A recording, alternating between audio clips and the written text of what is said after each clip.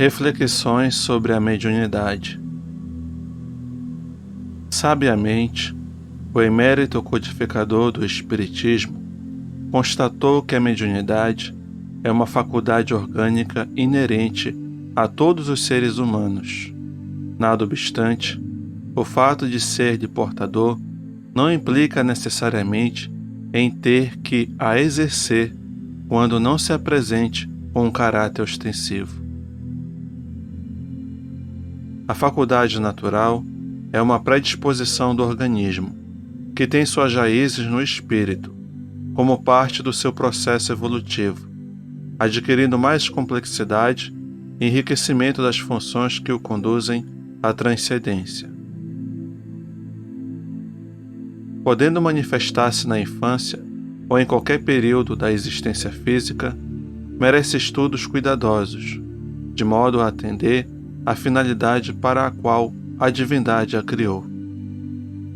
Nada obstante, todo aquele que pretenda educar as suas faculdades mediúnicas deve antes aprofundar reflexões no estudo do Espiritismo, a fim de esclarecer-se sobre os valores reais da existência humana, a sua finalidade e os métodos mais compatíveis para desincumbir-se dos compromissos que foram assumidos antes da reencarnação. O exercício de qualquer função requer esforços bem direcionados, de modo a adquirir a consciência em relação à mesma, do que resultarão os salutares efeitos em torno do empreendimento. No que diz respeito à mediunidade, que é em si mesma a moral, será o comportamento do indivíduo que contribuirá para a sua maior e melhor qualificação.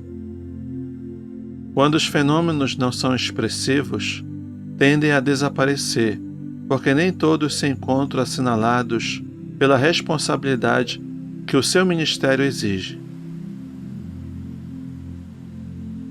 Causa estranheza, não poucas vezes, que pessoas destituídas dos tesouros éticos recomendáveis recebam comunicações edificantes provenientes dos benfeitores espirituais.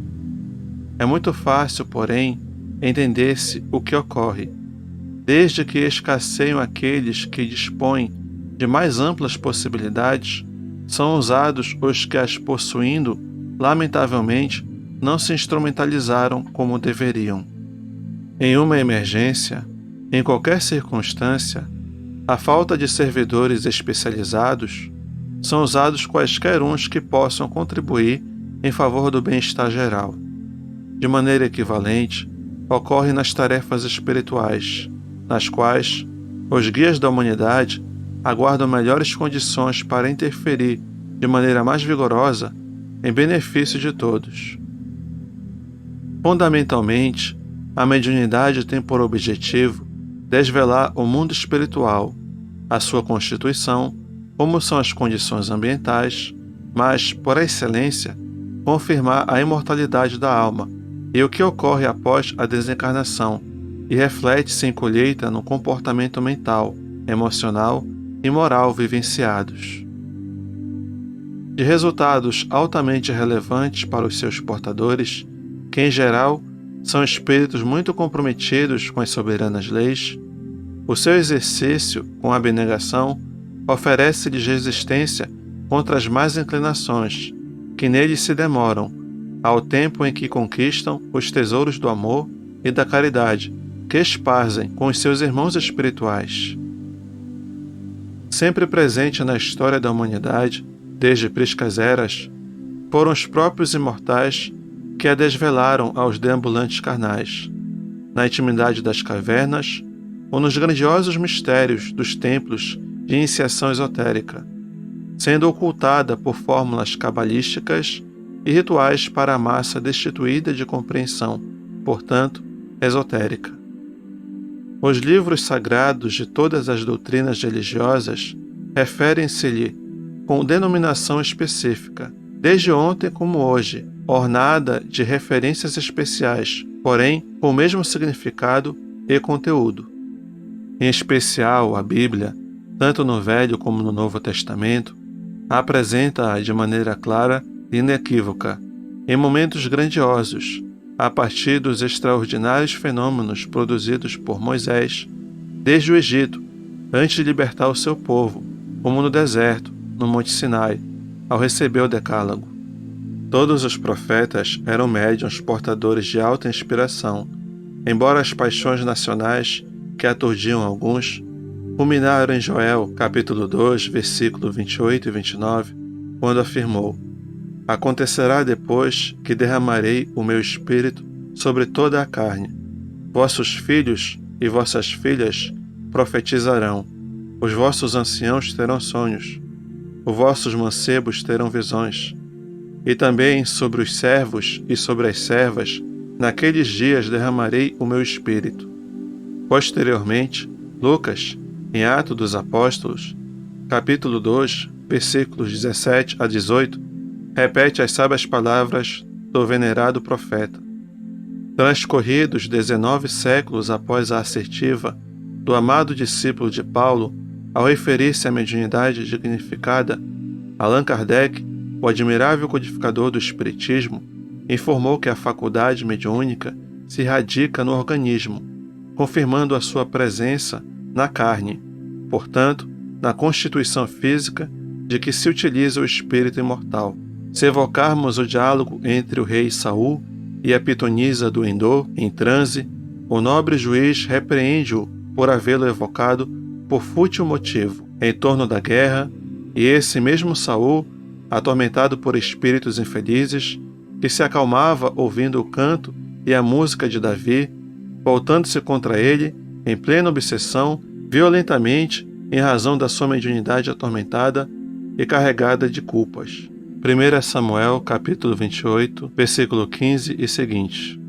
Durante toda a trajetória no deserto, acostumados aos fenômenos no Egito, os judeus dedicavam-se a evocações frívolas e descontroladas, vendo-se Moisés compelido a proibir tal comportamento irregular, conforme se encontra exarado nas referências bíblicas.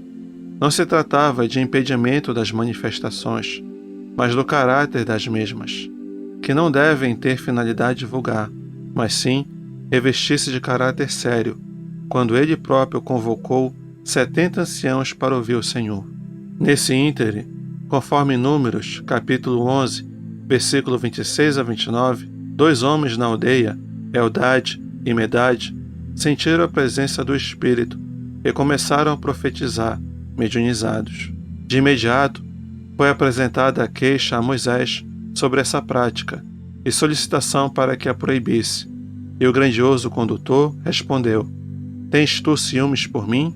Oxalá que do povo do Senhor todos fossem profetas, que o Senhor pusesse o seu Espírito sobre eles. Não bastassem esses fatos, e veremos o grande orientador aparecer ao Mestre na inovidável transfiguração do Monte Tabor. Mateus capítulo 17, versículos 1 e seguintes. Marcos capítulo 9, versículos 2 a 8. Lucas capítulo 9, versículos 28 a 36.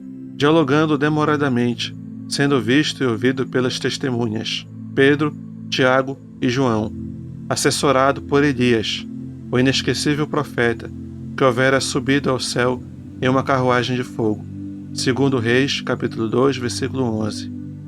Nas inesquecíveis pregações do apóstolo Paulo, o estoico divulgador de Jesus, o mesmo refere-se com segurança: Ora, há diversidade de dons, mas o Espírito é o mesmo, e há diversidade de mistérios, mas o Senhor é o mesmo. E há diversidade de operações, mas é o mesmo Deus que opera tudo em todos. A cada um, porém, é dada a manifestação do Espírito para o proveito comum. Para um, pelo Espírito, é dada a palavra da sabedoria, a outro, pelo mesmo Espírito, a palavra da ciência, a outro, pelo mesmo Espírito, a fé, a outro, pelo mesmo Espírito, os dons de curar, a outro, a operação de milagres, a outro, a profecia, a outro, o dom de discernir espíritos, a outro, a variedade de línguas, e a outro, a interpretação de línguas. Mas um só é o mesmo Espírito, que opera todas estas coisas, distribuindo particularmente a cada um como quer, Porque assim como o corpo é um e tem muitos membros, e todos os membros do corpo, embora muitos, foram um só corpo, assim como também é Cristo. 1 Coríntios, capítulo 12, versículos de 4 a 12. Eis, exarada, uma página que parece haver sido retirada de O Livro dos Médiuns, de Allan Kardec, quando estuda a diversidade das expressões mediúnicas, de efeitos intelectuais, assim como de efeitos físicos. É sempre o espírito imortal que se manifesta sob a vontade do Senhor Jesus Cristo, que administra o orbe terrestre. Seja, porém, qual for a faculdade mediúnica, o seu exercício, por tratar-se de coisa santa, santamente, respeitosamente, deve ser executado com dignidade, a fim de atender aos elevados objetivos a que se encontra destinada. Para ser logrado o mistério básico da função mediúnica, a transformação moral do servidor torna-se essencial, trabalhando-se conscientemente para adaptar-se às injunções austeras que se fazem imprescindíveis para o desempenho feliz, a fim de lograr o estágio do mediunato. A disciplina moral e a abnegação em todos os momentos tornam-se linhas de comportamento saudável para estar sempre às ordens do seu guia espiritual, que conhece a programação traçada para o êxito da reencarnação. A mediunidade, portanto, é um nobre investimento da vida a benefício do espírito reencarnado, que mais facilmente pode desenvolver as percepções da transcendência, sendo inspirado a desejar alcançá-la, embora os percalços da jornada carnal. O discernimento em torno das comunicações, a aceitação das mensagens, primeiro para si mesmo, antes que para os outros, o reconhecimento de que, sendo médium, é apenas instrumento e não autor dos conteúdos que exterioriza, o bom senso para não se permitir envaidecer ou deslumbrar pelas mensagens de que se faz portador, tendo o cuidado de vigiar as nascentes do coração, são compromissos morais que ajudam a impedir as fascinações muito agradáveis ao ego. O médium deve evitar a autopromoção através da faculdade, reconhecer a própria fragilidade e os riscos a que se encontra sujeito, em razão da delicadeza de que se reveste o ministério em que se encontra localizado. A gratuidade dos labores mediúnicos é de capital relevância, a fim de atrair os espíritos superiores, que se não subordinam aos favores materiais, nem se sentem na obrigação de retribuir à clientela os benefícios monetários ou outros que sejam conferidos ao médium. Na sua primeira epístola, no capítulo 4, versículo 1, adverte João Evangelista: Meus bem-amados, não creais em qualquer espírito, experimentai se os espíritos são de Deus, porquanto muitos falsos profetas se têm levantado no mundo. É meritório desconfiar-se sempre dos espíritos que se apresentam pomposamente, ditando mensagens esdrúxulas e em tons proféticos, ou elogiosos ao círculo no qual se manifestam, ou que se recusam e se negam à análise das suas mensagens, apresentando-se como seres inatingíveis. Tais são as características de espíritos que falseiam a verdade. De igual maneira, cuidar-se para que as comunicações tenham sempre caráter universal e conteúdo moral relevante, evitando detalhes desnecessários nas suas informações, sempre objetivando o bem comum. A perseverança no trabalho contínuo e sem aplausos, mantendo a simplicidade, tanto material do ambiente como espiritual do servidor, é essencial ao êxito do compromisso abraçado. Médios pomposos são dignos de espíritos semelhantes, que lhes insuflam a presunção, como se fossem indispensáveis à humanidade, que sempre tem vivido sem a sua presença. Jesus, o excelente Filho e médium de Deus, apagava-se a fim de que o Pai, através dele, se fizesse conhecido, tornando-se-lhe o caminho para o encontrar. A mediunidade, de acordo com o nível de consciência em que o seu portador se encontra, pode apresentar-se como um verdadeiro tormento, tornando-se uma provação, mediante a qual o devedor expungirá os delitos do passado. É, portanto, muito natural que nas manifestações iniciais o fenômeno seja perturbador, assinalado pelas presenças espirituais infelizes e odientas que geram transtornos de comportamento e facultam estágios de obsessão. A mediunidade será, então, de prova para o espírito, que se deve enriquecer de valores morais para poder saldar os débitos anteriores através da paciência, da conduta correta, da ação da benevolência e da caridade, inclusive em relação àqueles que se comprazem em inquietá-lo. Noutras vezes, após cuidadosa terapia espírita, a mediunidade em casos dessa natureza desaparece, porque a sua foi uma finalidade moral de aprimoramento para o indivíduo, e não instrumento para a continuada realização. Médiuns há, desde a infância, que requerem conveniente assistência dos pais, que lhes devem explicar, de maneira própria, para o pensamento infantil, o de que se trata e como proceder para evitar a criação de imagens mentais perturbadoras e fantasiosas, em vãs tentativas de eliminar os fenômenos quase sempre inquietantes. Não é conveniente tentar trabalhar a faculdade mediúnica nesse período da existência. Antes, porém, aplicar as terapias fluídicas, especialmente da oração, da água fluidificada e dos passes, bem como do diálogo com os perturbadores desencarnados, obviamente sem a presença do infante, para auxiliá-lo, jamais levando-o a participar de reuniões especializadas em busca de soluções rápidas e improfícuas. Pode ocorrer o desaparecimento da faculdade à medida que há o desenvolvimento físico e emocional do paciente, sendo essa fase de ajustamento do ser reencarnante no corpo, em grande parte convivendo simultaneamente no mundo espiritual.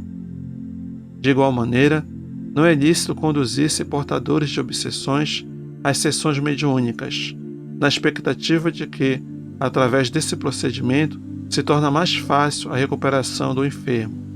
Melhor ter-se em vista que o mesmo necessite da enfermidade para readquirir a paz íntima que ficou ferida no passado. O atendimento deve ser orientado no sentido da sua transformação moral para melhor, com participação nas elucidativas palestras de orientação, conforme o esclarecimento doutrinário, a fim de que bem entenda o que lhe ocorre. Instrumentalizado pelo conhecimento, de mais hábeis recursos dispõe o obsidiado para a convivência com o seu perseguidor, sua vítima de antes, auxiliando-o no procedimento do perdão e da reconciliação de grandíssima utilidade para ambos os litigantes enfermos. Seriedade e edificação no trato com a mediunidade constituem elementos básicos para uma existência saudável e uma edificante maneira de atender aos compromissos programados pelos mentores espirituais. Sem qualquer tinta de sobrenatural ou mágica, o fenômeno mediúnico tem finalidade superior que não deve ser menosprezada. O prazer em exercer a faculdade na charrua do bem faculta ao servidor a conquista da simpatia dos espíritos nobres, que mais o assessoram, porque sabem que podem contar com a sua espontânea cooperação sempre quando for necessária. Ponte entre o mundo físico e o espiritual, a mediunidade conduzida com responsabilidade proporciona bem-estar, alegria de viver, certeza da imortalidade e antecipada visão daquilo que espera mais tarde o seu possuidor. Ao relatar as próprias experiências, os espíritos comunicantes advertem gentilmente quando explicam o que lhes ocorreu após a desencarnação, maneira feliz de ensinar com sabedoria o que se deve esperar após o portal do túmulo. A desconsideração em torno da mediunidade apresenta vários riscos de natureza emocional, física e psíquica no seu portador. O conhecimento do Espiritismo dá-lhe direcionamento seguro e estabilidade. Alta responsabilidade, pois cabe ao médium, no desempenho da tarefa que lhe diz respeito, pela honra de conhecer a realidade da vida, ao conviver nas duas faixas vibratórias do mundo, o espiritual e o material. Consciente da relevância do compromisso, submete-se-lhe com imensa alegria, por saber que o sentido da reencarnação é a conquista da autoiluminação, seguindo os passos do Mestre e Senhor, a quem tem a alegria de servir.